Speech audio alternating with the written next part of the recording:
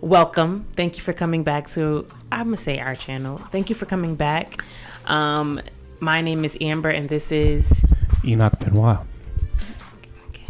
And this is our page, Beautifully Benoit. And we appreciate you guys tuning in. We appreciate you subscribing. If you haven't, click that button. So this segment of the Beautifully Benoit page is called The Original Benoit. And so if you haven't watched, we have 3 additional videos that we have recorded that just speak to how we met, our cultural differences. And this will be the last video discussing how we met. And this video will be specifically talking about how I got this ring right here. And so, yeah. And I would like to say that in the last video I spoke about Adventist not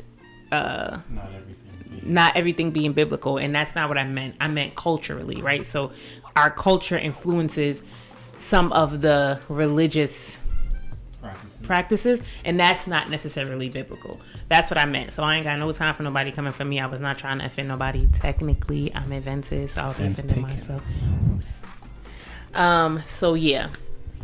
But yeah, I'm gonna let Enoch speak on how I got to the ring because he proposed to me. Okay, I'm sorry. So much touching. She was cool, so I said, all right, cool. You know, wow, that's deep. I was ready to get out the game. That was that. I found it in a Cracker Jack box. No. In all seriousness, you're a joke.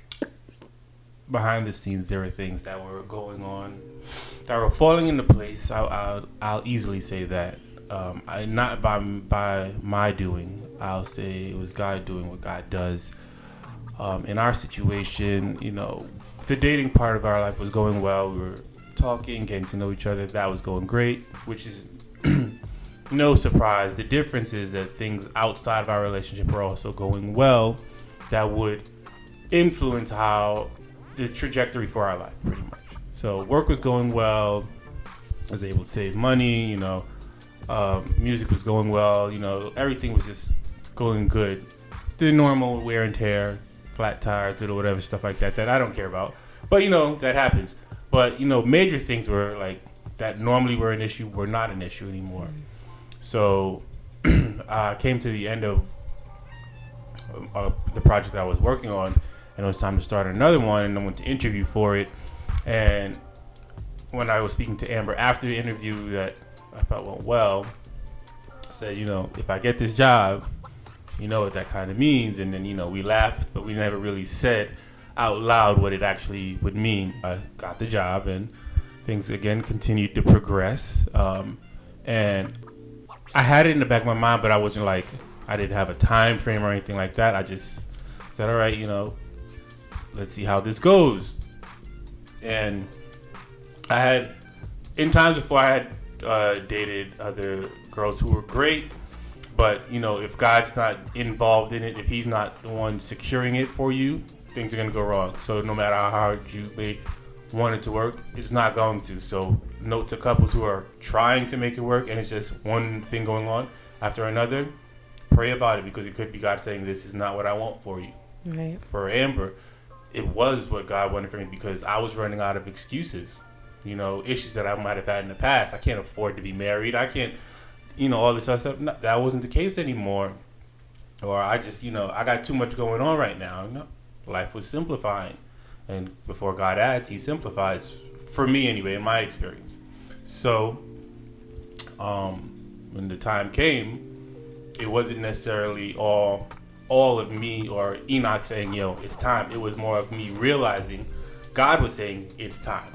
Amen. So you were listening. You're being a humble servant. I was, but I was trying to be sensitive to him moving in my life too. Amen. Because enough times in our lives when things are going well, we decide to sometimes go on. I know what to do because I'm here, so evidently I know what I'm doing, as opposed to let me keep consulting God on what's going on and what I should do next. So that's what was happening for me and Amber. And it's not like she was putting any pressure on me or anything like that. God bless her soul. Secretly, I was complaining to my friends, but I wasn't putting any pressure on him. I also think it was that we have spoken about marriage. Like, we knew that we wanted to get married. So I didn't feel like I needed to complain to him about it, because it's not like we hadn't discussed it. It's not like it was in his mind. Like, it really was about time. So. Right. And once the time happened, I contacted one of Amber's best friends, said, hey, free Thursday, trying to go, shopping. And she happily obliged, and we went out. I looked at some rings, and the rest of the story is on people's Instagrams. Beautifully Benoit 2018. You'll see the story on Instagram. But it was for me, what the journey to the ring or getting the ring was not me. It was me paying attention to what God was doing in my life and saying, all right, it's time. Just don't worry. It's not even scary. Just do it. Right. Take that next step. This is a good one. You have no complaints, which isn't necessarily true. You have complaints all the time, but you don't have any real complaints. Right. You don't have the typical, reasons why I shouldn't do this. My family loved her. My parents loved her. She was involved in music ministry as well as ministry. I was, so there wasn't a lot of conflict and stuff like that. Things were just falling together. So I prayed about it, obviously, but I just kept moving forward, and nothing got in the way. I even remember talking to my boss about it, and she was awesome about it. Like, she was ready to cry when I told her at work too. But it was just more signs that I was making the right decision. So in all, and this is keeping the story short, I just paid attention to what I felt God was doing in my life, and kept moving forward. Like, I've always, as I think most people do, I've always had the idea, like, okay, I'll be married by 30, kids by 30-something, and then, move on like that. So marriage is always a part of the plan. So now that it was finally time, I was ready to move forward with it. So let me tell y'all how he tricked me. Because, as in our dating season, he told me that he was going to fake propose to me first before he actually proposed. And I was like, I would be so angry if you fake propose to me. I think you're proposing, in all actuality, this is a joke. But he told me he would fake propose to me. So from my side of the story, on proposal day, I guess weeks leading up, he told me that he wanted to have a birthday party. If you know anything about Enoch, he is not a party person. He is very chill. He would rather be home chilling with the people that he wants to be with, and not necessarily in a large group of people. My favorite things are here. Yes. So when he told me he wanted to party, and I'm the type of person, I want to be there until the let out. So if he want to party, we gonna find a party. So he told me he wanted to party. We're looking at all these venues. We went to the places and everything. And so I'm like, okay, he wants a party. He told me to choose 5 of my friends that I would want to be there. So I'm like, okay, who has a good relationship with Enoch? Let me think about the people. So I picked 5 of my friends that I would want to be there. We picked the venue, picked the food, all of that. And then the day of, and I had to look cute because it was his birthday. So hello. Got my hair done, got my nails done, everything. And you gotta have a plan to get her nails done. Figure it out. Yes, because they're not done right now. Just being honest. I'm just saying, when guys are proposing, and she looks like she's been digging through rocks all day. In the picture, she's gonna show her nails, and you're like, ooh, it's a nice ring, but. Yeah, I mean, that was my white nail polish season on my nails. Done. That's all that matters. And I mean, I love white nail polish. That's especially with my complexion, please. But my mother didn't. So the day I went to get my nails done, which was proposal day, she's like, "Hey, what are you doing?" I'm like, "Oh, I'm at the nail salon." She's like, "Please, just please don't get white nails." And I'm like, "Why?" And she's like, "Come on, it's his birthday. Like, can you just do something different?" And I'm like, "All right, fine. I won't get white nails." So I didn't get white nails. which was fine. But so his friends came over to the apartment, and we're all about to get ready. You know, you let people get there before he does, so we don't, you know, he has to be the last person walking in. So one of his friends comes down from DC, Maryland, and she is a photographer. So she was going to take pictures of him, like, going in, whatever. So we get in the cab on our way down, and she's like, oh, well, I guess him and her are like, oh, let's take pictures of you guys, like, before we go to the event. I'm like, I don't want to take pictures. It's cold outside. I got these high heels on, feet dead. You know what I'm saying? I just didn't. I wasn't feeling it. So I'm like, fine, let's do it. So I go, and we're standing there. She's taking photos, and then out of nowhere, he gets on his knee, and I literally stared. I said, "Is this real?" Because he said he was gonna. You know what I'm saying? I didn't know. I'm like, "Is this real?" He's like, "Yes." And I'm looking at the ring, and I'm looking at him, and I'm looking at the ring, and I'm looking at him, and I'm like, oh my God. There was a long period of no answering, which I'm sure every guy loves. You're in the Here's cold, the thing. on your knee. Think about, you have pictured this moment for your entire life. I'm sorry, J. Cole wasn't there rapping. Well, we won't bring him into this. Okay, now. Cold world. Anyway, you imagine this moment for your entire life, and it is happening. It is like happening, and I'm staring because I'm like, oh my God. Well, first it's always he loved me enough to propose to me. That's a real thought, and then it's like, I'm actually getting proposed to. So obviously I said yes. Eventually. Yes. The longest 60 seconds of I mean, it probably was 30 seconds, let's be real. But it was a good moment, and obviously we had a photographer there, Cheryl, and it just was, you know, it happened. And then I started putting all the dots together. I'm like, oh my gosh, this is not a birthday party. This is an engagement party? But then consolidation. Yeah. Then I started thinking about all the people I didn't invite. That also ran in my head. But you know, it's my fault. Don't blame Amber. It's me. That's what we're here for. Take blame. But at the end of the day, we walked in. Everybody was there. It was beautiful. It was beautiful. I felt loved.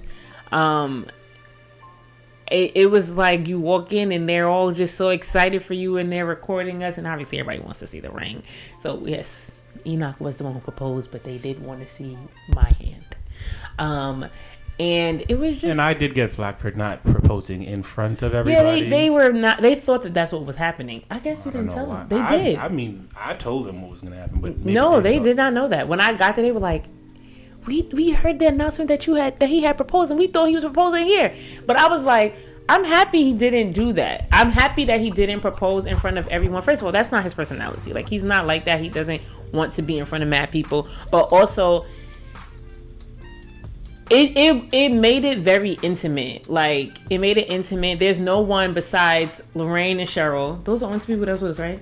The Lorraine and Cheryl, which are Enoch's college friends, who could say that they saw us get engaged, and they were a part of the plan. So I felt like it was appropriate. No one can say they weren't there. No one can say they weren't invited. It was like an Amber and Enoch thing, and that was it. And he lives for an Amber and Enoch thing, and I love that too, because that's our moment. So I'm happy that happened. And this is not knocking people who do the whole all the friends are watching. Because I want to be there too. Right, but it's up to you two to create the kind of relationship you have or the culture you have. So if your thing is, I want to do this and I want all her friends to be witness to it, then that's fine.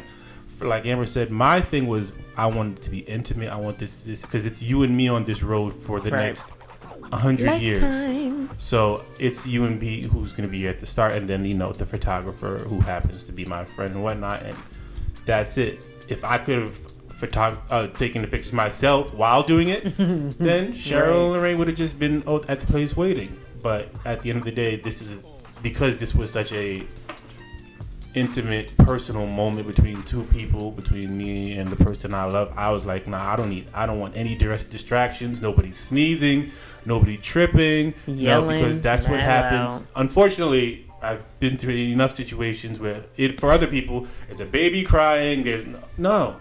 If I can control, and it's not me being controlling, but it's being controlling at the same time. Like if I can control the amount of possible distractions for a special once in a lifetime moment, I will totally take out everything that doesn't need to be there. And the only thing that needed to be there was Amber, me, and a camera. So that's why I did it.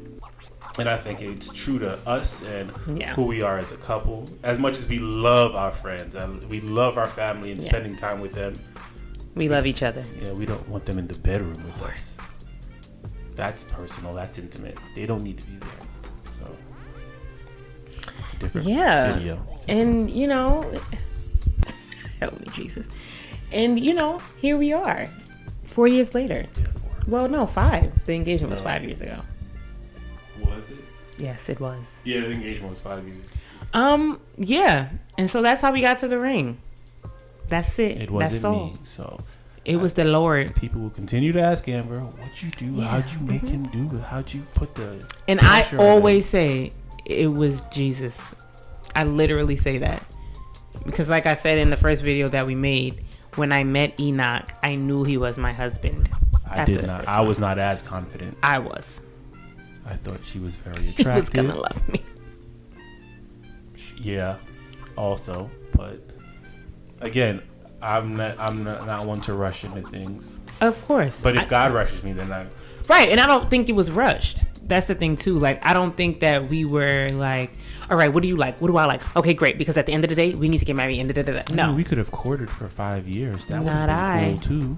No, sir. And that's a 7-year getting to know you process. And I still wouldn't know you. But I say this in putting it into perspective. 7 years in your 30s, as opposed to we started dating at 15. 7 years is nothing, whatever. Yeah, for sure. But if you're like, the older you get, you don't need as much time because I don't need a boyfriend for 7 years. I'm sorry. I mean, but it's That's love. me. The love No. is strong. Goldie Hawn and they didn't want to get married.